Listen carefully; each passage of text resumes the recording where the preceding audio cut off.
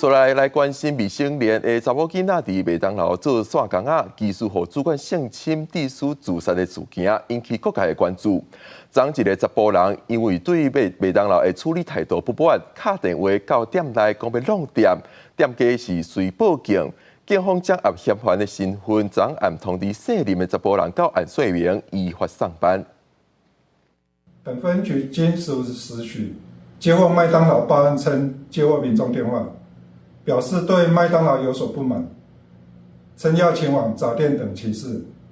本分局立即侦办，18时许已通知犯巡到案说明。麦当劳引起民众不满，是因为男主管涉嫌性侵未成年工读生1年，小女被牵为压力最后行绝路。伊妈妈控诉事发了后，麦当劳只开除涉案主管，处理态度消极，到即马也无回息的引起关注。未少网友发起顾家抵制，昨姓林的查甫人打电话恐吓要喊店。经查连续犯巡到案，表示思虑不周，深感忏悔。另外，麦当劳考量犯嫌有身心障碍证明，表示对本次事件暂不提告。因为恐吓罪是公诉罪，姓林的嫌犯最后和警方依照恐吓罪嫌上班。记者综合报道。